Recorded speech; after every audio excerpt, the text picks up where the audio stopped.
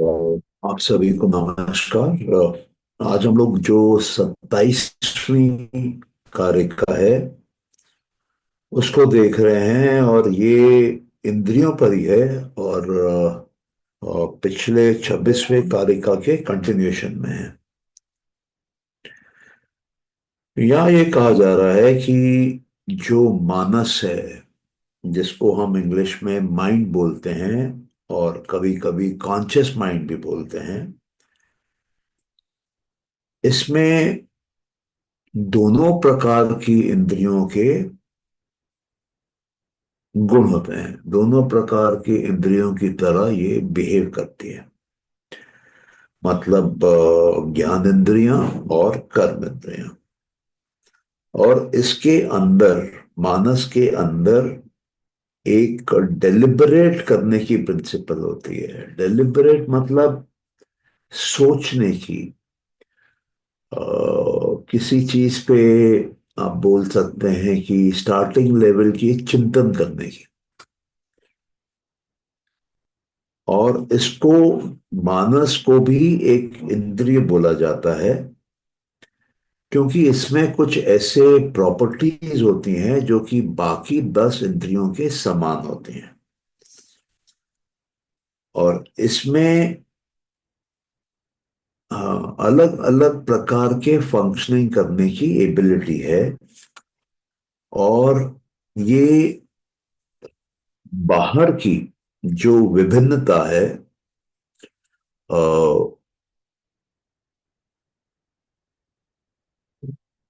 उसको अपने अंदर स्पेशल तरीके से मॉडिफाई करके ले आता है।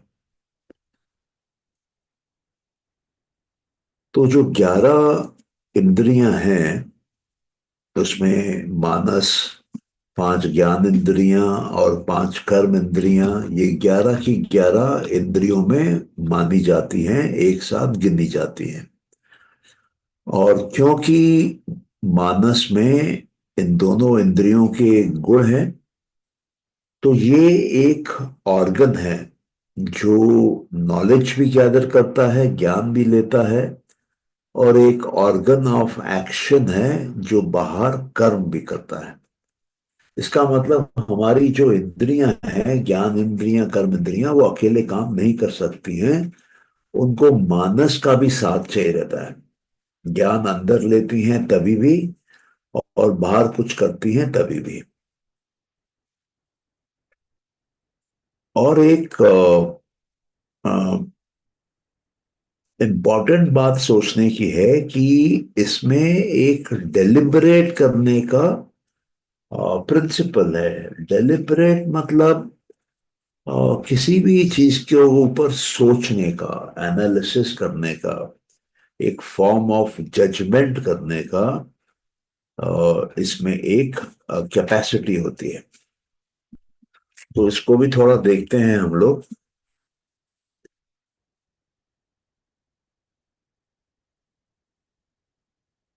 तो ब्रॉडली आप ये समझ लीजिए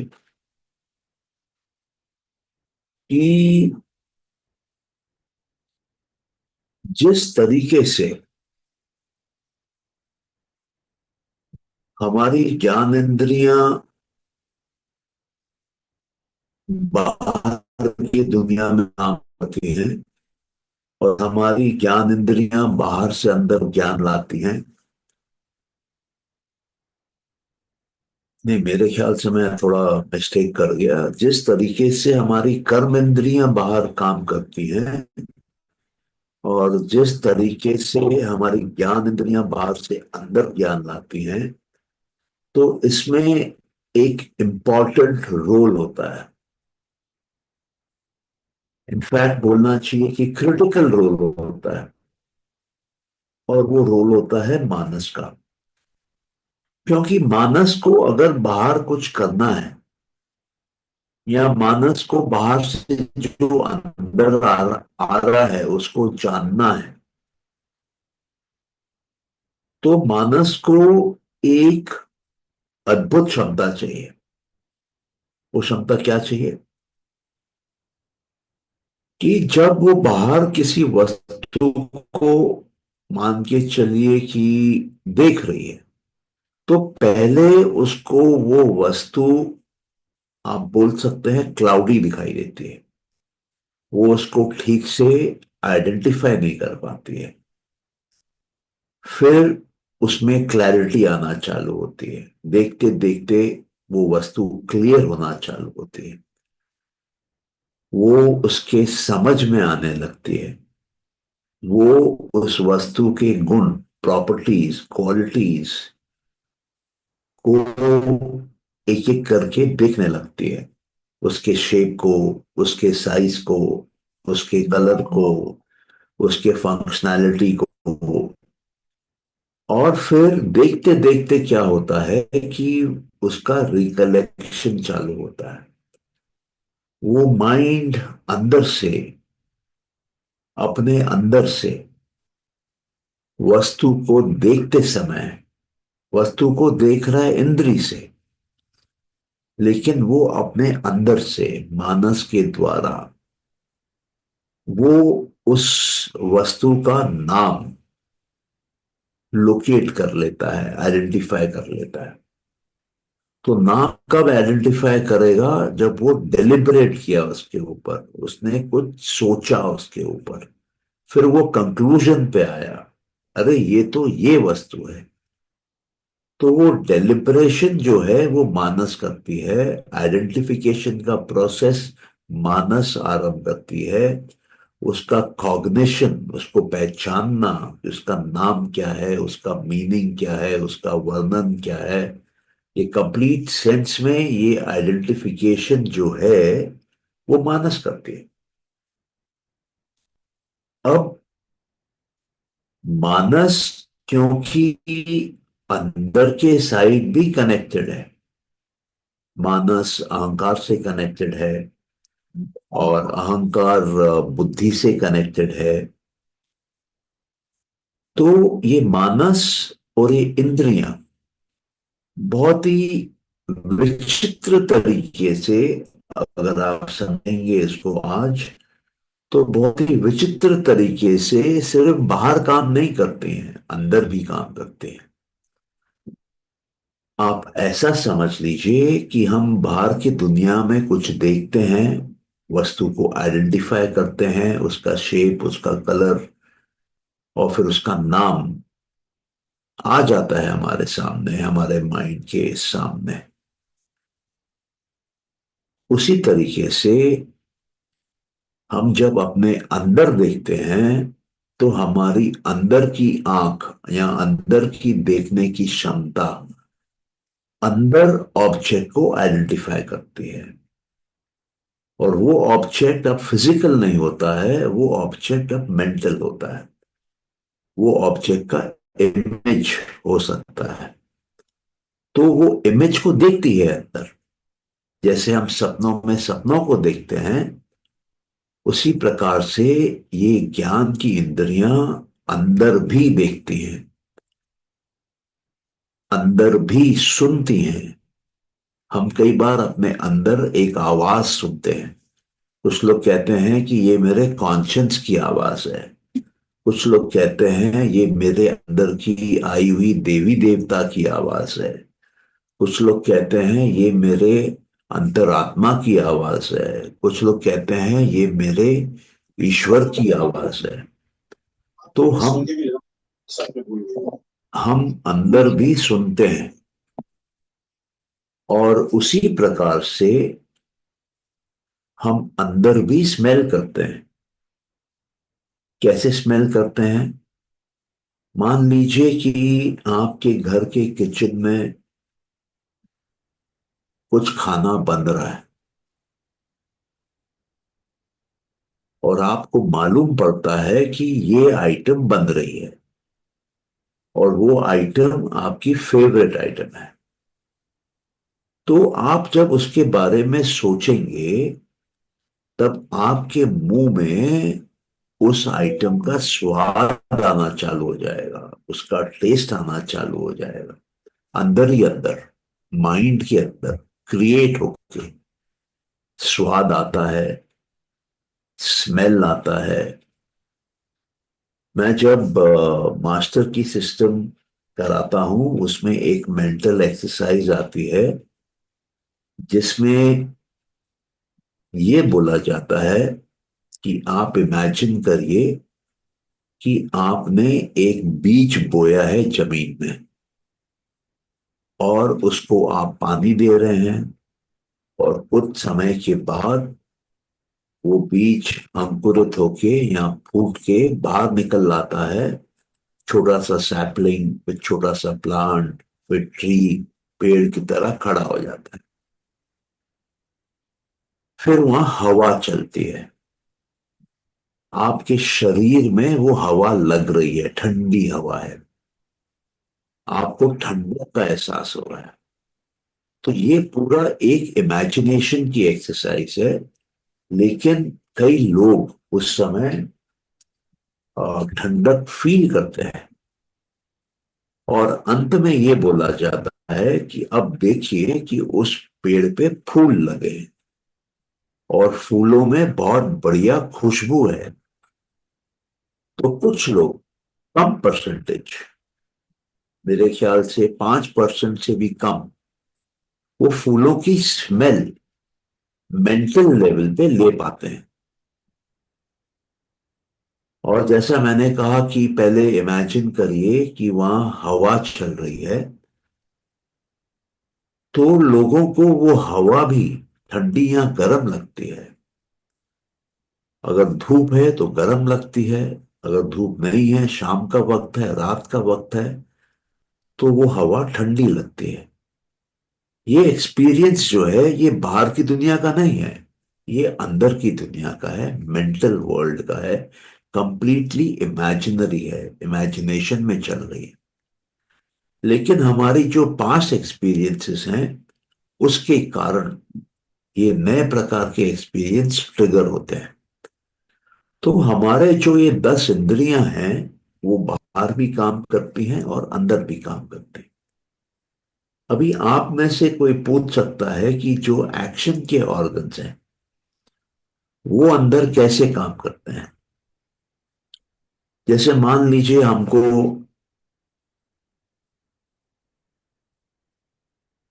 अंदर कुछ बोलना है। कई बार हम अंदर बात करते हैं, अंदर कोई कुछ बोलता है, हम उसको उत्तर देते हैं। तो एक स्पीच इंटरनल भी होती है। इसको आप ऐसे भी समझ सकते हैं दूसरे एग्जाम्पल से, कि जब आप जाप करते हैं और जाप करते करते अजपा जाप चालू हो जाता है। अजपा जाप में आपको अंदर आवाज सुनाई देती है, लेकिन आप उसको जप नहीं रहे। और अनहद नाद, उसमें भी अंदर आवाज सुनाई दे रही है, 9 प्रकार की, 10 प्रकार की। कई म्यूजिकल इंस्ट्रूमेंट सुनाई देते हैं, जैसे घंटियों की आवाज, घंटों की आवाज, और रात के जंगल के सन्नाटे की आवाज, और मृदंगम की आवाज, अ, बोल लीजिए कि मधुमक्खियों के उड़ने की आवाज, बीना की आवाज, झरने की आवाज, इस प्रकार की आवाजें अंदर सुनाई देती हैं। तो इंद्रियां हमारी बाहर अंदर दोनों काम करती हैं। हमको जब वापस एक्शन के इंद्री में आना है, सेंस के इंद्री में आना है, तो हम कई बार, जैसे मैंने कहा, बोलते हैं, अंदर आवाज होती है। हम अंदर अपने विचार को एक जगह से हटा के दूसरी जगह रखते हैं, या एक जगह से हटा के बाहर फेंक देते हैं। कई बार हम अंदर चलते हैं, ट्रैवल करते हैं। हम बैठे बैठे न्यूयॉर्क पहुंच जाते हैं, फिर दिल्ली पहुंच जाते हैं, फिर बंबई पहुंच जाते हैं, फिर वापस आते हैं। तो जिस प्रकार से हमारे पैर बाहर की दुनिया में चलते हैं, हम अंदर भी ट्रैवल करते हैं। ऐसे आप देखेंगे कि हर एक इंद्री का एक इक्विवेलेंट है मेंटल वर्ल्ड में। तो इंद्री जो है वो डिलिबरेट करती है, सोचती है, एनालिसिस करती है, जजमेंट लेती है, बाहर की दुनिया को भी देखती है, अंदर की दुनिया को भी देखती है, बाहर भी कर्म करती है, अंदर भी कर्म करती है। तो बहुत पावरफुल फंक्शन है। अब एक बहुत बड़ा कारण कि हम मानस को इंद्रिय क्यों मानते हैं, वो ये है कि जब अहंकार सात्विक हो जाता है, तब हमारे अंदर उसके 11 गुण जो हैं वो चले आते हैं। उसके 11 जो इंद्रियां हैं वो चली आती हैं। अब इस 11 की 11 जो इंद्रियां आई हैं ये सब सात्विक हैं। तो क्योंकि ये 11 की 11 सात्विक है, 11 की 11 की फंक्शनैलिटी और डेलिब्रेट करना है, जज करना है, एक्ट करना है, तो इसी कारण से मानस को इन दोनों के समान माना जाता है और एक अपने आप में एक इंद्रिय बोला जाता है, एक सेंसिंग का ऑर्गन बोला जाता है। ये जो मानस को हम ऑर्गन मानते हैं, ये वेस्टर्न वर्ल्ड में नहीं मानते हैं। वेस्टर्न वर्ल्ड जो है वो कंप्लीटली सुपरफिशियल है। वो बाहर देखता है, वो बाहर के वस्तुओं पे फोकस करता है। लेकिन जो भारत की जो ये सांख्य का दर्शन शास्त्र है, या योग दर्शन जो है जो सांख्य पे आधारित है, इनमें मानस को बहुत इंपॉर्टेंस दी गई है। अगर आप ध्यान से सोचें कि आपके अंदर अहंकार को कौन देखता है, मानस देखता है। आपके अंदर बुद्धि को कौन देखता है, मानस देखता है। आपके अंदर के मूल प्रकृति की अवस्था को कौन देखता है, मानस देखता है। और कभी आपको आत्मा का दर्शन हो गया तो कौन प्रकृति में से आत्मा को देखता है या सोचता है कि मैं देख रहा हूं, मानस करता है। तो मानस का बहुत इंपॉर्टेंट रोल है। और ये इंद्रियों के बारे में जितना हम जानेंगे, जितना इनको समझ के गहराई से अप्लाई करने की कोशिश करेंगे इस नॉलेज को, उतना हमारा कंप्लीट एग्जिस्टेंस पे कंट्रोल आने लगता है, डोमिनेशन भी होने लगती है। क्योंकि यही वो 25 तत्व हैं रियलिटी के। इन 25 तत्वों को आप समझेंगे तो 25 एंगल से आप रियलिटी को देखते हैं। और जब आप 25 एंगलों से इस रियलिटी को देखने लगेंगे, जानने लगेंगे, पहचानने लगेंगे, तो उसकी सारे राज खुल जाते हैं।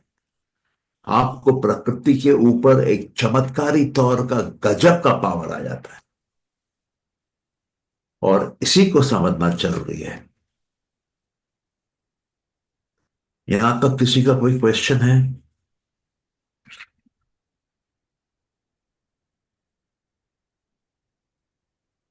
नहीं, बड़े आगे।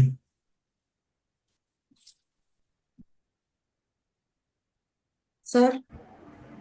हाँ, बोलिए। सर, ये बहुत इम्पोर्टेंट कारिका है जो भी आपने बताया। मानस के माध्यम से हम देख रहे हैं, हर चीज को ऑब्जर्व कर रहे हैं। तो आप अगर इसको डायग्राम के वे से थोड़ा सा डिस्क्राइब कर देते तो समझना जो न्यू कमर होगा उनके लिए और इजी हो जाएगा। और मैं कई बार ये सोचता हूं कि पुराने जमाने में जब शास्त्र लिखे गए, और तब डायग्राम क्यों नहीं बने? क्योंकि जिनको इतनी बुद्धि कि पुरुष कौन है और मूल प्रकृति क्या है, तन्मात्राएं क्या हैं, इसमें कुछ तत्व तो ऐसे हैं जो कि आप देख भी नहीं सकते। तो उन्होंने ब्लॉक डायग्राम्स या और किसी तरह का डायग्राम का प्रयोग क्यों नहीं किया? तो मुझे ऐसा लगता है कि जब आप डायग्राम का प्रयोग करते हैं, क्योंकि उसमें स्ट्रक्चर होता है डायग्राम में, क्योंकि उसमें फॉर्म होता है, उसमें शेप होता है, उसमें कलर होता है, उसमें एक इंटरकनेक्शन होती है, वो तामसिक है। और वो अंदर जाके तमस के रूप में चित्त में बैठती है। और अगर आप ये देखने की कोशिश करें कि वृत्तियां कौन कौन सी योग में बोली गई हैं, ये तो हम जानते हैं कि योग में ये बोला गया है कि योग तब होता है जब चित्त की वृत्तियों का निरोध हो। निरोध मतलब फुल स्टॉप हो जाए, बंद हो जाए। तभी जो चित्त है वो मैक्सिमम कैपेसिटी पे चला जाता है। और जब उसमें वृत्ति आती है वो लिमिट हो जाता है। एक वृत्ति से मान के चलिए कि एक लेवल का लिमिटेशन हो गया, दो वृत्ति से लिमिटेशन और बढ़ गया, तीन वृत्ति से लिमिटेशन और ज्यादा बढ़ गया, 100 वृत्ति से लिमिटेशन बेहद बढ़ गया, हजारों वृत्तियों से लिमिटेशन मतलब बेकाबू होने लग गया। तो जितना आप इसको माइंड में कॉन्सेप्चुलाइज करेंगे, माइंड में खुद ही अपने अनुसार उस ऊर्जा की पिक्चर बनाएंगे, बहुत ही हल्की, बहुत ही लाइट, उतना वो रिकॉर्डिंग जो है वो सात्विक रहेगी। अभी जो 5 वृत्तियां हैं जो हर इंसान को बोला जाता है निकालने के लिए, एक है राइट नॉलेज। नॉलेज सात्विक होती है, तो बहुत हल्के लेवल पे उसका मेमोरी रहता है, उसका प्रिंट रहता है। फिर दूसरा है फॉल्स नॉलेज। फॉल्स नॉलेज जो है वो थोड़ी तामसिक हो जाती है। क्यों? क्योंकि वहां पर अज्ञानता भी आ जाती है। जहां अज्ञानता होगी वहां तमस है, और जहां ज्ञान होगा, सही ज्ञान होगा, वहां सत्व है। तो ज्ञान दो प्रकार के हैं, दो प्रकार की वृत्तियां हमारे अंदर आती हैं, एक सही ज्ञान, एक गलत ज्ञान। सही ज्ञान हल्का है, गलत ज्ञान भारी है। और तीसरा जो वृत्ति आती है वो आती है इमेजिनेशन की। और चौथी वृत्ति जो आती है वो आती है मेमोरी की, स्मृतियों की। और पांचवी वृत्ति जो आती है वो आती है निद्रा की। तो डायग्राम को अगर अवॉइड करते वक्त, अवॉइड करते हुए अगर हम समझ सकते हैं, तो ये आपके लिए अच्छा होगा। क्योंकि ये नॉलेज बहुत ही लाइटली आपके चित्त पे रेस्ट करेगा। और जो नॉलेज जितना लाइट होगा उतना ही वो ज्यादा एक्सपैंडेबल होगा, उतना ही उसको आप अपने आप खुद ही स्ट्रेच कर पाएंगे। और जो नॉलेज हैवी होगा, जिसमें तमस होगा, जिसमें शेप साइज कलर फॉर्म होगा, वो अज्ञानता पैदा करेगा, वो लेजीनेस पैदा करेगा, आलस्य पैदा करेगा, वो तमस में ले जाएगा।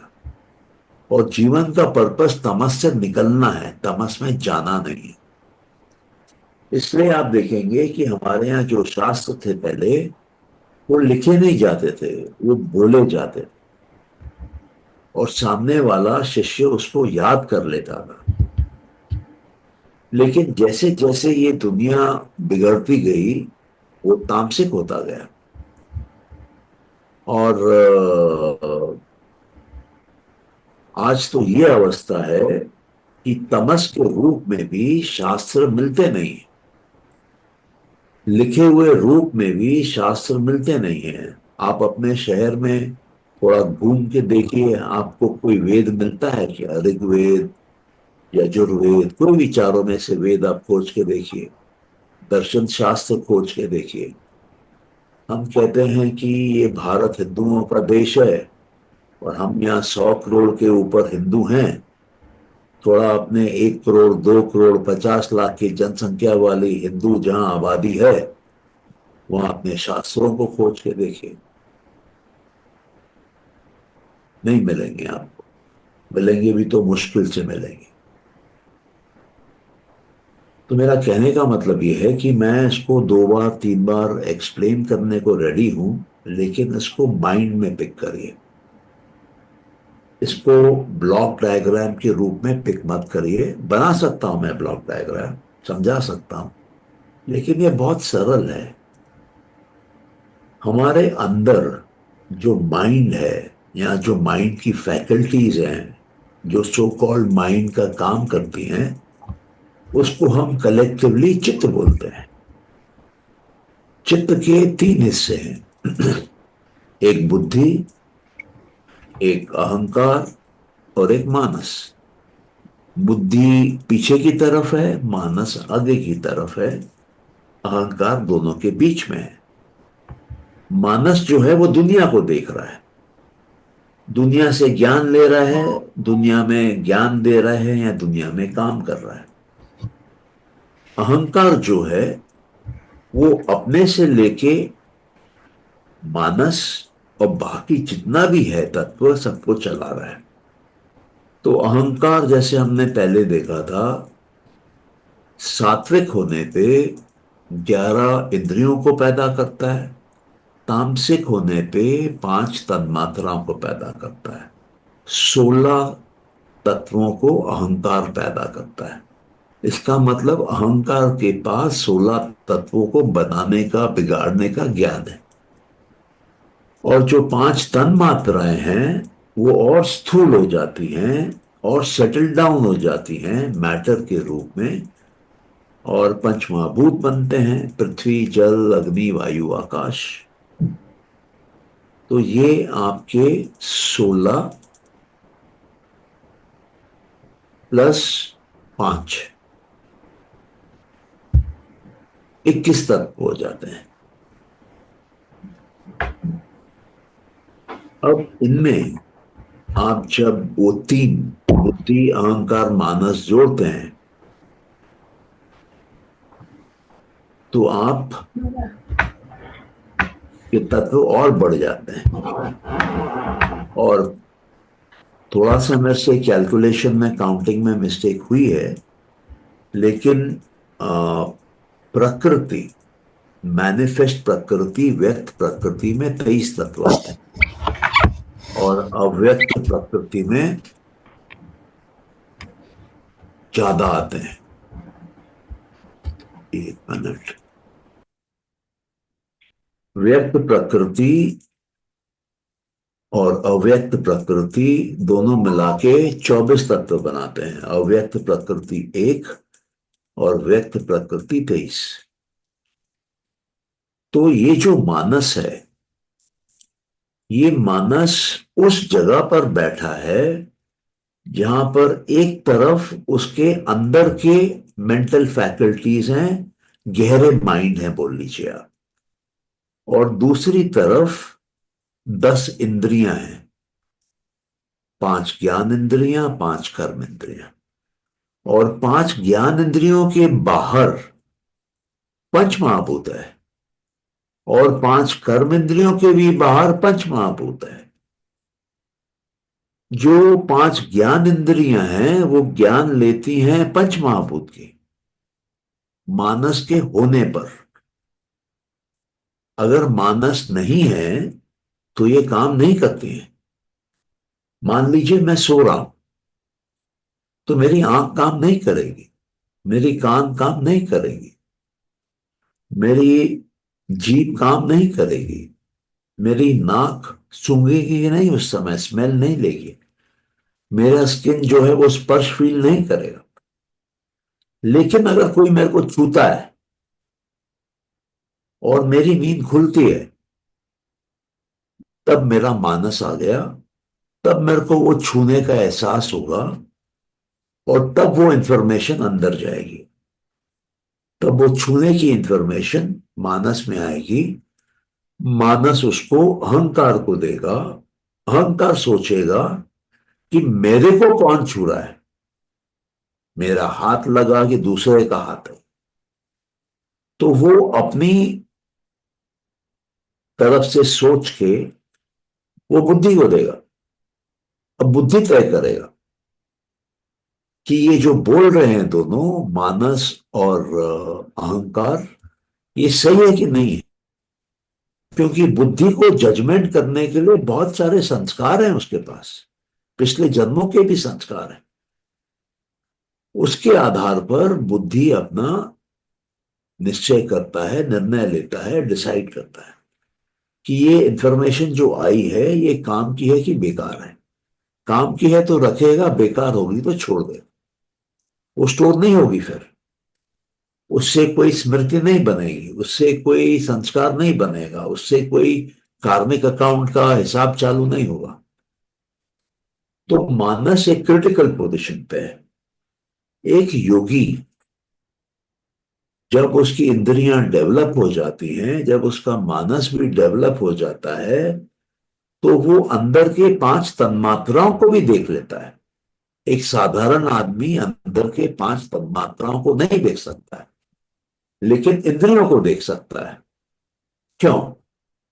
क्योंकि जो इंद्रियां हैं उसमें प्रकृति के तीन गुण क्लियरली आइडेंटिफाएबल है, रजस, सत्व और तमस के रूप में। इसलिए एक साधारण आदमी अपने इंद्रियों के प्रति सतर्क रहता है। उसको मालूम है मेरे को ये इंद्री है, उसको मालूम पड़ता है कि इस समय मेरी ये इंद्री काम कर रही है, लेकिन तन्मात्रा में उसको मालूम नहीं पड़ता है। तन्मात्रा है भी कि नहीं है वो भी इसको मालूम नहीं पड़ता है, क्योंकि तन्मात्राओं में ना सत्व है, ना रजस है, ना तमस है। वो एक किस्म से इनडिटर्मिनेट स्टेट में है। और अगर आप ये सोचें, अगर ये आइडेंटिफाइबल नहीं है तो ये क्या है? तो ये क्वांटम मैटर है। और जो पंच महाभूत है वो क्लासिकल मैटर है, वो न्यूटोनियन मैकेनिक्स है। और जो तन्मात्राएं हैं वो क्वांटम मैकेनिक्स है, वो क्वांटम पार्टिकल्स है। मैं कई बार बोला हूं ये बात कि ऐसा लगता है कि आइंस्टाइन ने ये सांख्य पढ़ के अपनी खोज करी है। क्योंकि क्वांटम थ्योरी जो है उसमें आइंस्टाइन का बड़ा रोल है, और क्वांटम का जिक्र सिर्फ सांख्य में है। दूसरा, आप अगर इंटरनेट पे खोजेंगे तो आपको मिलेगा, एक डिस्कशन है रविंद्रनाथ टैगोर और इनके बीच में, आइंस्टाइन के बीच में। आइंस्टाइन पूछते हैं रविंद्रनाथ टैगोर से कि आप तो इस सब्जेक्ट के ज्ञानी हो, आप ये बताओ कि जब मैं चांद को देख रहा हूं तो चांद दिखता है, लेकिन जब मैं चांद की तरफ अपनी पीठ कर लेता हूं तब चांद रहता है कि चला जाता है, डिसअपियर हो जाता है क्या चांद? तो सांख्य के हिसाब से क्या होता है चांद को? चांद को, जो कि पंचमहाभूत है, बनाती है तन्मात्रा। तन्मात्राओं को बनाती है अहंकार, मैं और मेरा। अगर मैं चांद की तरफ नहीं देख रहा हूं तो चांद नहीं है। क्यों? क्योंकि मेरी इंद्रियां नहीं देख रही हैं चांद को। तो जिसको मेरी इंद्रियां नहीं देख रही हैं उसको मेरा अहंकार क्यों बनाएगा? दूसरा, हमने ये देखा कि अहंकार यहां तो सात्विक होता है, यहां तो बदल के राजसिक हो जाता है, सॉरी तामसिक हो जाता है।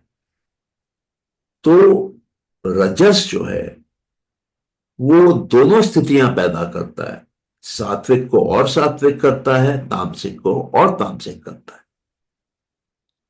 तो जब इंद्रियां चल रही हैं तब चांद बन ही नहीं सकता, क्योंकि तन्मात्राएं नहीं बनेंगी। और जब चांद बन रहा है तब इंद्रियां नहीं बन सकती, क्योंकि चांद बन रहा है। अब अगर ऐसा हो रहा है कि ये जो चेंज है मैटर और सेंसिंग के बीच में, ये इतना फास्ट है कि हमारे इंद्रियों को लगता है कि चांद कंटिन्यूसली प्रेजेंट है, जबकि चांद कंटिन्यूसली प्रेजेंट नहीं है। जैसे आप पिक्चर में पहले फिल्म देखने जाते थे, जिसमें 24 फ्रेम एक सेकंड के अंदर चलाए जाते थे, और बाहर लगता था पर्दे पे, स्क्रीन पे, ऐसा कि ये कंटिन्यूटी है। हकीकत में कंटिन्यूटी नहीं है, ये हमारे इंद्रियों की शॉर्टकमिंग है कि हम जब बदलते हुए फ्रेम को फास्ट देखते हैं, हमको वो कंटिन्यूस दिखता है। तो क्या ये मतलब है कि चांद आता है और जाता है स्प्लिट स्प्लिट स्प्लिट सेकंड के अंदर? अब और बड़ी मजे की बात यह है कि बौद्ध धर्म बोलता है हाँ, ये हर क्षण आता है, हर क्षण जाता है। इसका मतलब रियलिटी बन रही है, जा रही है, बन रही है, जा रही है, बन रही है, जा रही है। इसका मतलब बाहर जो रियलिटी है वो क्वांटम स्टेट में है, वो जंप मारती है। 01 01 01, आई गई आई गई आई गई, कंटिन्यूटी नहीं। इसका मतलब यह है कि आप में से जो लोग फिजिक्स जानते हैं, लाइट वेव भी है और लाइट पार्टिकल भी है, फोटॉन है। और वेव थ्योरी के हिसाब से लाइट वेव भी है, लाइट इलेक्ट्रोमैग्नेटिक वेव है। तो ये कैसे संभव है? तो ये इसलिए संभव है कि अहंकार, मैं और मेरा, जो हमारी आइडेंटिटी है अपनी, वो स्विचिंग करती है। वो मैटर बनाती है, फिर हमको बनाती है, फिर मैटर को बनाती है, फिर हमको बनाती है। हम कौन? मानस और उसकी इंद्रियां। अब आप सोचिए, ये सब 3,000 3,500 साल पहले लिखी हुई विद्या है, लिखी हुई साइंस है। ऐसा कोई नहीं बोल सकता कि काल्पनिक है, नहीं थी, माइथोलॉजी है। ये है, और आज हम उसी को पढ़ रहे हैं। तो ये बहुत डीप सब्जेक्ट है, और जितना आप इसके अंदर चलते जाएंगे, आपको वो स्किल सेट मिलेगा कि आप अपनी रियलिटी अपने इच्छा अनुसार बदल सकते हैं। अभी कैसे मालूम पड़े कि रियलिटी को कैसे बदलना है? कैसे मालूम पड़े कि प्रकृति ने आपके लिए क्या मार्ग तय किया है? तो आपका जो मार्ग प्रकृति का तय किया हुआ है, मोक्ष के लिए, भोग के लिए, वो आपकी बुद्धि में है। लेकिन अगर आपका अहंकार जागा हुआ है तो वो जिद करके मैं और मेरा के अनुसार अपने मार्ग पे चलता है, और स्ट्रेस पैदा करता है, टेंशन पैदा करता है, फ्रिक्शन पैदा करता है, स्लोनेस पैदा पैदा करता है। जिस समय आप समर्पण कर लेते हैं, सरेंडर कर लेते हैं, अपने आप को भूल जाते हैं, मतलब मैं और मेरा को, अहंकार को, घमंड को, प्राइड को, अभिमान को भूल जाते हैं, उस मैं को जला देते हैं, या उस मैं के हाथ काट के वो बुद्धि के पैरों पे रख देते हैं, तब जो आपके लिए प्लान बना हुआ था, जो मूल प्रकृति ने प्लान बनाया था, जो इनफाइनाइट माइंड ने प्लान बनाया था आपके लिए, आपके ब्रह्मांड में, आपके यूनिवर्सल माइंड में प्रोग्राम किया था, वो फ्रीली रन करता है। तो जब आपको जीवन में चलते वक्त, काम करते वक्त, अभ्यास करते वक्त, एहसास करते वक्त, अनुभव करते वक्त अगर दिक्कत आ रही है, तो आप फ्लो में नहीं है बुद्धि के, आप अलाइनमेंट में नहीं है बुद्धि के, आप उसके विरोध में है, ऑपोजिशन में है, क्लैश में है। जैसे ही आप अपने आप को रीओरिएंट करेंगे, खोजेंगे वो पॉइंट वो चैनल, वो रूट जिसमें रेजिस्टेंस जीरो हो, जिसमें फ्रिक्शन जीरो हो, जिसमें स्मूथनेस मैक्सिमम हो, जिसमें प्रॉपर फ्लो हो, तो आप फुल स्पीड से निकल जाएंगे आगे। वो फ्रीडम है। वहां प्रकृति के तीन गुण खेल के आपको चेन में बांधते नहीं है। क्यों? क्योंकि आप अपने आप को बदल लेते हैं। वो चेन चेन नहीं रहती फिर आपके लिए, आप मुक्त हो जाते हैं। तो ये इन 25 तत्वों को समझने से, पढ़ने से, इनकी गहराई में जाने से, इस पे प्रश्न करने से आपका प्रोग्रेस सुपर फास्ट हो जाएगा। लेकिन यहां क्या है कि क्वेश्चन नहीं आ रहे हैं, और कोई चैलेंज नहीं कर रहा है मेरे को, ये ऐसा क्यों है, ऐसा क्यों नहीं है। तो जब वो चैलेंज आएगा, तब आप भी ग्रो करेंगे, और आपको उत्तर देने के चक्कर में मैं भी ग्रो करूंगा। मेरे को भी खोजना पड़ेगा।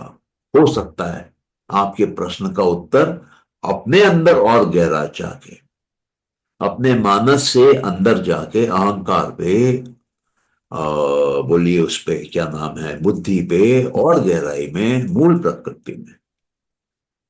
हमने देखा था योग में एक संप्रज्ञित समाधि होती है, जिसमें ये चारों होते हैं। इन चारों स्टेट के समाधियों को मिला के संप्रज्ञित समाधि बोलते हैं। संप्रज्ञित मतलब सम और प्रज्ञा। सम मतलब कंप्लीट, प्रज्ञा मतलब नॉलेज। अगर आप संप्रज्ञित समाधि कर लेते हैं, मतलब मानस के दो समाधि, अहंकार के दो समाधि, बुद्धि का एक समाधि, मूल प्रकृति का एक समाधि, ये 6 समाधि आपने किए हैं। इन 6 जगह जाकर आपने देखा है, आपने अनुभव किया, आपने कॉग्नाइज किया,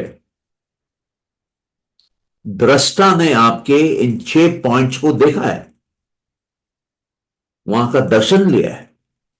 दर्शन से ज्ञान आता है।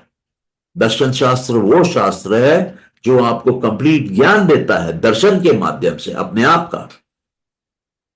तो योग दर्शन देता है धारणा ध्यान समाधि के माध्यम से। धारणा ध्यान समाधि करने के लिए बोलते तैयारी करके आओ, यम करो, नियम करो, आसन करो, प्राणायाम करो, प्रत्याहार करो। लेकिन सांख्य बोलता है दर्शन करना है, तो हम बताते हैं ना क्या चीज का दर्शन करना है। इन 25 तत्वों का दर्शन करना है। इनको समझो, इनको देखो, इनके अंदर कूद जाओ, इनकी गहराई में जाओ, इनका एक दूसरे से रिश्ता समझो, तब सब समझ में आ जाएगा। कुछ समझने को रहेगा ही नहीं। और जब आपको एक ब्रह्मांड का, एक एग्जिस्टेंस का 25 कॉन्स्टिट्यूएंट तत्व समझ में आ जाएंगे, तब आप कोई भी ब्रह्मांड बना सकते हैं, दूसरा भी बना सकते हैं, तीसरा भी बना सकते हैं, चौथा भी बना सकते हैं। कौन मना करता है? आपको अगर याद याद होगा, सांख्य के ये योग के चौथे चैप्टर में ये बोला जाता है कि एक चित्त के कई मन हो सकते हैं। इसका मतलब है कि जो आपका मन है, आपका जो मानस है, वो कंट्रोलिंग सुपरवाइजर माइंड बन सकता है, कंट्रोलिंग सुपरवाइजर मानस बन सकता है, और अपने अंदर कई सारे मानस को चला सकता है।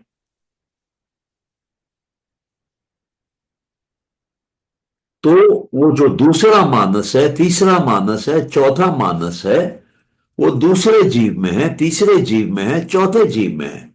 लेकिन उसका कंट्रोल जो है वो पहले वाले के हाथ में है, पहले वाले मानस के हाथ में है, जो उसका सुपरवाइजर है।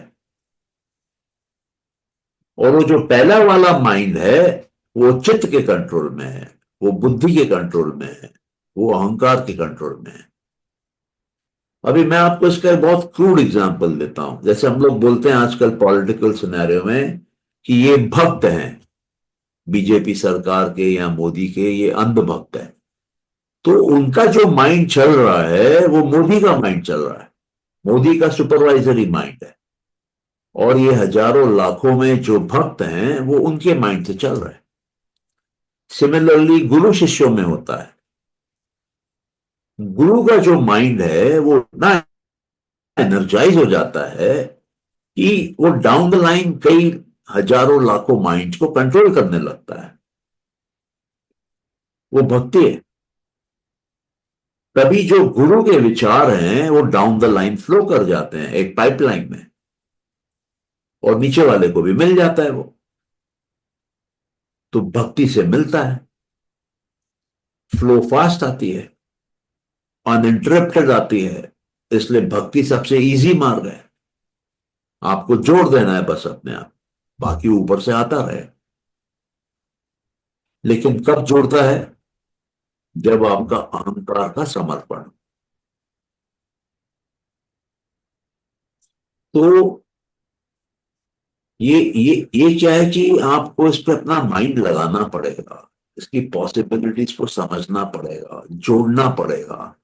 आपने वहां क्या पढ़ा, यहाँ क्या पढ़ा, आपका एक्सपीरियंस क्या है, तब आपको क्लैरिटी आएगी, तब आपको इंसाइट आएगा, तब आपको इंट्यूशन आएगा, तब आपको प्रज्ञा आएगी, तब आपको प्रतिभा आएगी। प्रतिभा क्या होती है? प्रतिभा मतलब गहरी इंसाइट, बहुत ज्यादा टैलेंटेड होगा। बहुत ज्यादा टैलेंट किसको आता है? जो अंदर की ऊर्जा को टैप करता है, क्योंकि सोर्स तो एक ही है। उस लेवल तक जो पहुंच जाता है उसकी एनर्जी कई फॉर्म्स में निकलने लगती है। तो बाहर कुछ नहीं है, बाहर तो परमानेंट भी नहीं है। अभी वेदांत बोलता है इल्यूजन है, वो भी सही है क्योंकि वो आ रही है जा रही है। बौद्ध धर्म बोलता है कि ये क्षणिक है, ये भी सही है, आ रही है जा रही है। और हमारे ये बोलते हैं, क्या नाम है, सांख्य, कि जब तामसिक है तब है, जब सात्विक है तब देखने वाला है, मतलब सेंसिंग मैकेनिज्म है, वो भी सही है। योग में बोलते हैं कि जो बाहर है वो भी सत्य है और जो अंदर है वो भी सत्य है, ये भी सही है। फिर भी लोग आपस में लड़ मरते हैं। जो ईश्वर है, सांख्य कहता है ईश्वर नहीं है, योग कहता है ईश्वर है, वेदांत कहता है कि सब एक है। तो अगर आप इन 25 तत्वों के गहराई में उतरेंगे तो आपको हर फिलॉसफी की सच्चाई नजर आएगी। क्यों? क्योंकि आप एक जगह से खड़े होकर नहीं देख रहे हैं, आपके पास 25 खड़े होने की जगहें हैं, और इन 25 खड़े होने की जगहों को भी आप परम्यूटेशन कॉम्बिनेशन बना के देख सकते हैं। फिर भी आपको नहीं दिखता है मान लो, तो तीन गुण हैं, सत्व रजस तमस। इन तीन गुणों के इनफाइनाइट परम्यूटेशन कॉम्बिनेशन बन सकते हैं। आपको 25 इन ब्रॉड तत्वों से नहीं देखना है, आप इनफाइनाइट कॉम्बिनेशन से देख लीजिए, रजस सत्व और तमस के। तब आपको सच्चाई समझ में आएगी। सच्चाई एक है। वो हाथी वाला मामला है। वो 6 अंधे खड़े हैं, किसी ने पैर पकड़ लिया बोला पिलर है, किसी ने कान पकड़ लिया बोला पंखा है, किसी ने पूंछ पकड़ लिया बोला रस्सी है, किसी ने सूंड पकड़ लिया बोला पाइप है। तो वो अंधे हैं, वो अंधे हैं। और दुनिया में 6 रकम के अंधे हैं, मतलब बहुत सारे अंधे हैं, बहुत प्रकार के अंधे हैं। हाथी एक ही प्रकार का है, सच्चाई एक ही है, सबको अलग अलग दिखती है। नानक मस्जिदों में नमाज भी पढ़ते थे। नानक एक हिंदू गुरु भी थे। जब उनकी मृत्यु होती है तो आधा जो फूल रहते हैं उनके शरीर शरीर फूलों में बदल जाता है। वो मुसलमान ले जाते हैं, आधे हिंदू ले जाते हैं, हिंदू जला डालते हैं, मुसलमान उसकी वो बना देते हैं मजार। तो जहां पे नानक की मृत्यु हुई वहां आप जाएंगे, करतारपुर में बॉर्डर एरिया पे, अमृतसर से 2 किलोमीटर अंदर लाहौर की तरफ, तो आपको गुरुद्वारा मिलेगा करतार साहब का, करतारपुर साहब का। एक तरफ नानक का कब्र है, एक तरफ नानक की वो है समाधि।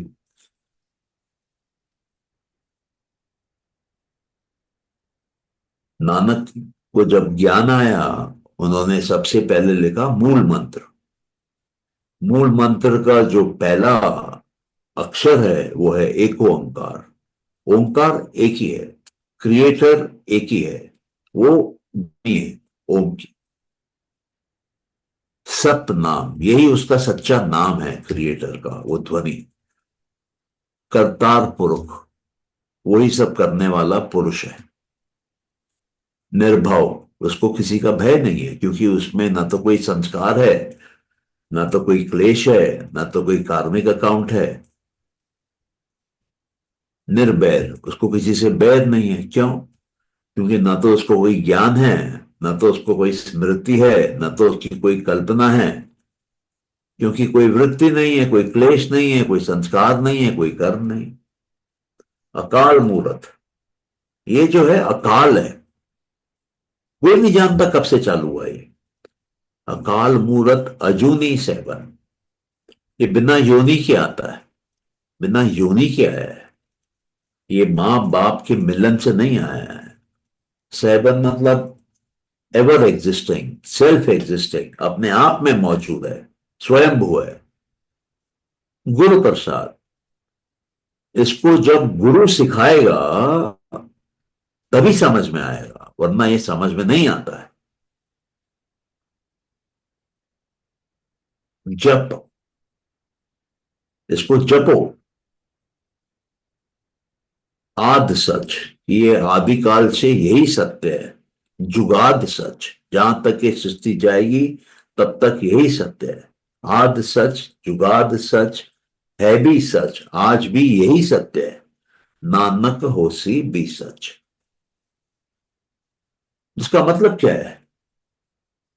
इसका मतलब एक है, एक ही है, वही उसका नाम है, वही करने वाला है। उसको किसी का भय नहीं है, उसका किसी से बैर नहीं है, और आदिकाल से है। किसी योनि से नहीं है वो, योनि के परे है, मतलब प्रकृति में नहीं है वो, अपने आप में एग्जिस्टिंग है। इसका मतलब क्या है? पुरुष है, वो बदलता नहीं है, अपने आप में है। और वो गुरु के और ज्ञान या से ही मेरे भाई मिलता को है। एक मिनट भी सुन ले बात, तो खराब कर। और वो गुरु के ज्ञान से ही मिलता है। और उसका नाम जपो, सरल तरीका है जपने का। तो योग भी बोलता है ओम जपो।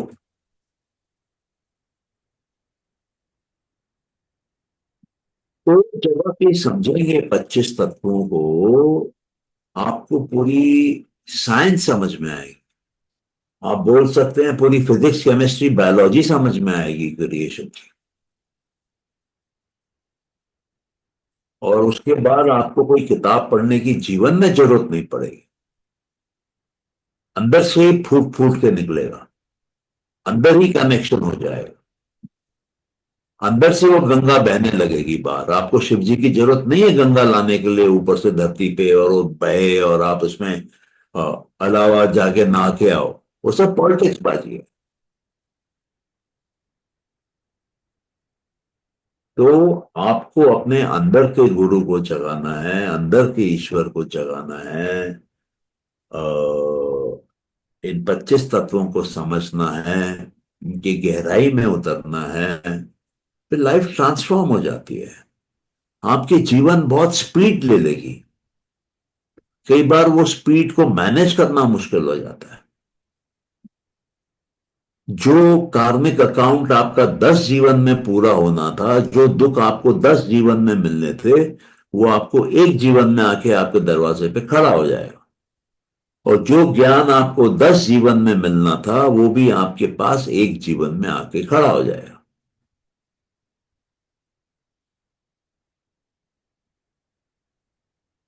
तो टाइम सिंक हो जाता है, और सिचुएशंस बाहर की आपके कंट्रोल में आने लगती है।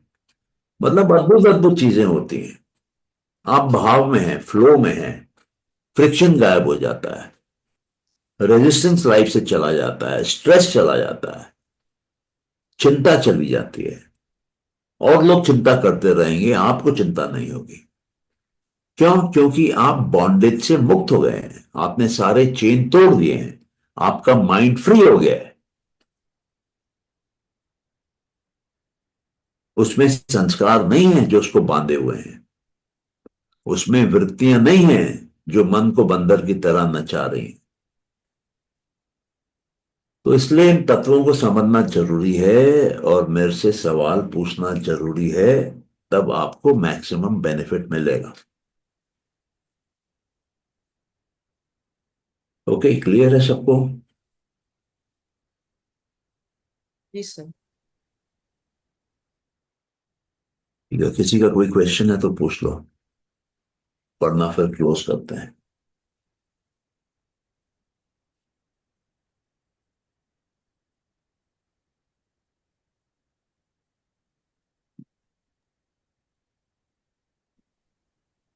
हाँ मानस बोलो। ये जो सूत्र और कारिका में डिफरेंस क्या हुआ, ये मुझे अभी क्लियर नहीं हो रहा है। सूत्र सूत्र और भी वही कारिका श्लोक में है। डिफरेंस? हाँ जी। सूत्र बहुत शॉर्ट होता है, बहुत कंसाइज होता है, उसमें बहुत कम शब्द होते हैं, बहुत टाइट होता है। और सूत्र मतलब एक किस्म का थ्रेड, और उसमें जो शब्द हैं वो एक किस्म की माला बनाते हैं, एक कॉमन सूत्र के साथ, एक कॉमन थ्रेड के साथ। कारिका जो है उसको आप श्लोक समझ सकते हैं, उसमें ज्यादा शब्द होते हैं, और वो सूत्र की तरह टाइट नहीं होता है। सूत्र को जनरली समझने के लिए कमेंटेटर्स लगते हैं, भाष्यकार लगते हैं, उस शास्त्र के एक्सपर्ट लगते हैं, जो उसकी मीनिंग समझाते हैं, उसकी व्याख्या करते हैं सूत्रों की। और कारिकाओं में क्या होता है, क्योंकि शब्द ज्यादा हैं तो वो समझने के लिए इजी होते हैं, और ऑर्डिनरी आदमी भी समझ पाते हैं, उसमें बहुत ज्यादा एक्सपर्ट कमेंटेटर्स का दरकार जरूरत नहीं पड़ता है। यही बेसिक डिफरेंस है सूत्र और कारिका में। ठीक है। जी। और ये जो दोनों हैं, ये दोनों मतलब ओरिजिनल जो है, वो ओरिजिनल का शॉर्टकट का मतलब क्या बोलते हैं इसको, शॉर्टकट या अपभ्रंश या मतलब डाइल्यूटेड जो पर्सपेक्टिव है। मतलब वो जो ओरिजिनल है, जैसे जोग का भी कलेक्टिव मतलब कलेक्शन बोला जाता है पतंजलि सूत्र को। मतलब ओरिजिनल जो भी था उसमें से समराइज करके वो कलेक्शन कुछ करके सूत्र का एक में लिखा। और ये जो है, ये कपिल मुनि का ओरिजिनल भी नहीं मिल रहा है, तो उनका जो मतलब कुछ कलेक्शन को ये कारिका के सूत्र में है। मतलब ओरिजिनल अभी हमारा मतलब पहुंच से कोसों दूर है। कहां से कोसों दूर है? मतलब ओरिजिनल हमारे पास में पहुंचने से, जो ओरिजिनल नॉलेज था या जो ओरिजिनल मतलब सकते हैं वो हमसे दूर है, मतलब बहुत दूर ओके। से, मतलब अभी तक हमें कैसा है। ओके, तो मैं आपको बताता हूं पहले योग सूत्रों के बारे में। पतंजलि में सूत्रों को कंपाइल किया। ओके, हम जानते नहीं हैं कि वो कहाँ से लाए इनको। उन्होंने जो देखा वो लिखा, कि जो पहले ही एग्जिस्टिंग था, गुरु शिष्य परंपरा में चल रहा था, उसका संग्रह किया, ये जानकारी नहीं है। लेकिन उसमें एक कंप्लीट ऑर्डर मिसिंग है, जो जनरली शास्त्रों में होना चाहिए वैसा नहीं। अच्छा, जो सांख्य है, सांख्य में जो कपिल मुनि ने लिखा, वो सूत्र लिखे, वो मिसिंग है। कहते हैं 600 650 सूत्र थे। उसी परंपरा में कपिल मुनि ने सिखाया असूरी को, असूरी ने सिखाया पंचशिखा को, पंचशिखा ने षष्ठी तंत्र नाम की एक किताब लिखी। तो उस षष्ठी तंत्र में 60 मेन प्रिंसिपल्स सांख्य के दिए हुए हैं, लेकिन वो षष्ठी तंत्र भी अभी हम लोग के पास नहीं है। और पंचशिखा के कोई शिष्य हुए नीचे लाइन में, ईश्वर कृष्ण, उन्होंने 72 कारिकाएं लिखी। उन्होंने कहा कि मेरे को तो ओरिजिनल याद नहीं है, बट जो मैं सीखा हूं परंपरा में उसको मैंने कारिकाओं में डाला है और वो लिखी गई 72 कारिकाएं। अब वो 72 कारिकाएं भी खो गई। वो फिर चाइना में मिली करीबन 400 या 500 साल बाद। उसको इंडिया लाया गया, उसको संस्कृत में कन्वर्ट किया गया, लेकिन इस टाइम पब्लिक डोमेन में नहीं रखा गया। जो भी लेकर आया, उसका नाम मैं अभी भूल रहा हूं, उसके परिवार ने उसको छुपा के रखा। और वो डाउन द लाइन आता रहा, मेरे ख्याल से 1000 या 1100 साल तक आया। और जब अंग्रेज थे भारत में 1750s में, तब वो पब्लिश हुई। और उसके बाद सबके सामने सांख्य दर्शन आया। तब तक वो मिसिंग था। और सांख्य दर्शन वो बेस है जिससे सारे दर्शन निकले हुए हैं। तो ये है हिस्टोरिकली इसका फ्लो। या सौम्या? जी। सर, हम लाइफ की डिफरेंट सिचुएशंस में हर मोमेंट में अपने अहंकार को कैसे सरेंडर करके चले?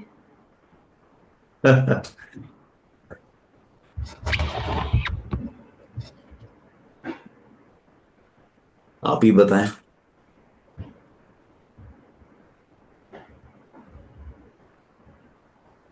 सर, हर सिचुएशन को जैसे है वैसे एक्सेप्ट करें कि उसमें दिमाग देखिए, नहीं लगाएं। आपको आपको ये देखना है, ये समझना है कि लाइफ में जो भी सिचुएशन आती है, जिसको आप देख रहे हैं, परसीव कर रहे हैं, वो एसेंशियली 3 गुणों में आ रही है। सत्व में, रजस में, तमस में। अगर आपको उस समय तमस का एहसास ज्यादा हो रहा है, अज्ञानता का, या बोलिए कि अ, सुस्ती का, इनर्शिया का, नॉन एक्शन का, तो आपको उन 3 गुणों में जो रजस है उस पे ध्यान देना है। तो जिस पे भी आप ध्यान देंगे वो बढ़ेगा। आप रजस के बारे में सोचेंगे, एक्शन के बारे में सोचेंगे, उस सिचुएशन में, उस सर्कमस्टेंस में, तो जब एक्शन होगा तब उसके 2 रिजल्ट आ सकते हैं। एक रिजल्ट ये आ सकता है कि वो एक्शन बैकफायर कर सकता है, आपको दुख मिल सकता है। दुख मिलेगा तो आप रजस के लेयर में ही रहेंगे। लेकिन अगर एक्शन करने से आपको सुख मिलता है, आपको ज्ञान मिलता है, आपको हल्का लगता है, तो आप ऊपर गए, आप सात्विक सिचुएशन में गए या बुद्धि के सिचुएशन में गए। तो ये आपके ऊपर में है कि जो घटना घट रही है उसको आप दृष्टा भाव से देख रहे हैं कि अहंकार भाव से देख रहे हैं। जब आप अहंकार भाव से देख रहे हैं तो अहंकार ही मैं और मेरा होता है। जब आप दृष्टा भाव से देख रहे हैं तो दृष्टा मैं और मेरा होता है। तो जब दृष्टा भाव से देखेंगे, दृष्टा मैं और मेरा होगा, तो बाकी जो कुछ भी है वो तुम्हारा नहीं होगा। वो संसार का है, वो दुनिया का है, वो सृष्टि का है। उस पर क्यों मगजमारी करना। तो लोग क्या करते हैं, अहंकार को मैं समझ के पकड़ के बैठे रहते हैं, इसलिए उनको दुख होता है। अगर आप उस अहंकार को छोड़ देते हैं या दृष्टा बन जाते हैं, दृष्टा को देखते हैं, तो आप तो दुनिया के बाहर आ गए। दुख कहाँ होता है? दुख होता है चित्त में। दुख होगा बुद्धि में, अहंकार में, मानस में, उस तरीके से मेंटल फैकल्टीज में। लेकिन आप माइंड से ही बाहर निकल कर आ गए तो आपको दुख हो ही नहीं सकता अभी। तो ये शॉर्टेस्ट सिंपलेस्ट तरीका है कि जो सामने आ रही है प्रकृति, वो आपके अंदर क्या गुण पैदा कर रही है उसको देखिए। और उस गुण को चेंज करने के लिए आपको रजस में जाना पड़ेगा। रजस को आप जिस दिशा में घुमाएंगे, उस दिशा में वो आपको ले जाएगा। और फिर देखिए कि उस दिशा में रिजल्ट आ रहा है कि नहीं आ रहा है। नहीं आ रहा है तो आपको दुख मिलेगा। तो आपको क्लियर इंडिकेशन है प्रकृति से कि ये गलत रास्ता है, रुक जाओ।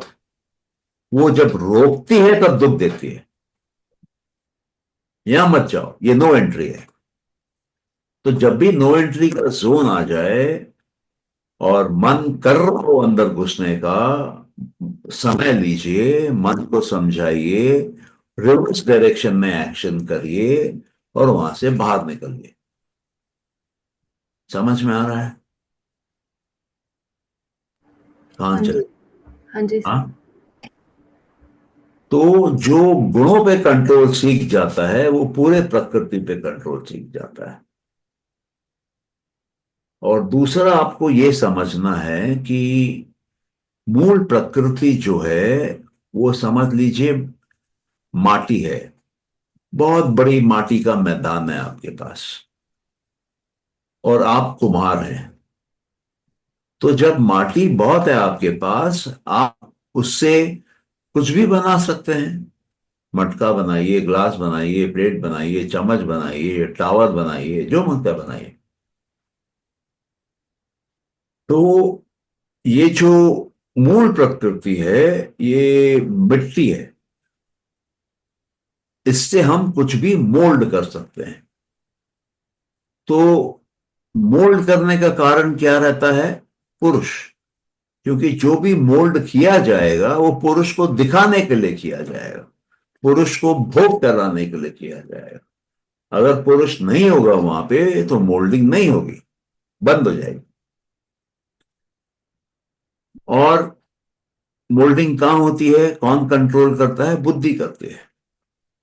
तो आप अपने बुद्धि में वो थॉट्स अगर डालते हैं जो आपको चाहिए, और उसको सुंदर गहरा मजबूत बनाते हैं, उसकी डाई बनाते हैं, और उस डाई में मूल प्रकृति की ऊर्जा डाल देते हैं, तो वो ऊर्जा वो रूप ले लेती है उस वस्तु का, या उस कंडीशन का, या उस परिस्थिति का जो आपको जीवन में चाहिए। तो अब आपको मैनिफेस्ट करना क्या दिक्कत है? आपको जो मांगता है मैनिफेस्ट करिए। कौन मना करता है? वो मूल प्रकृति अनंत की है, बुद्धि आपकी विराट साइज की है। सब कुछ हो सकता है। समझ में आ रही है बात? मेंटल लेवल पे, हाँ। मेंटल लेवल पे। समझा नहीं मैं। मेंटल लेवल पे समझ में आ रही है? तो और प्रैक्टिस कौन से नहीं लेवल है। पे समझ में आ सकती है? नहीं, प्रैक्टिस नहीं है ना, तो इट्स नॉट लाइक। नहीं तो ऐसे ही शुरू होता है ना, पहले थॉट आता है, उसके बाद एक्शन आता है, उसके बाद बाहर मैनिफेस्टेशन आता है। ये तो कॉज एंड इफेक्ट है ना, थॉट कॉज बनता है, और परसिस्टेंट थॉट इफेक्ट पैदा करता है। आपने आज कुछ सोचा, कल कुछ सोचा, परसों कुछ सोचा, आउटपुट जीरो आएगा। ओके। हम्म, ठीक है। और किसी का कोई क्वेश्चन? चलिए फिर क्लोज करते हैं, हाँ? Thank you sir. या थैंक यू।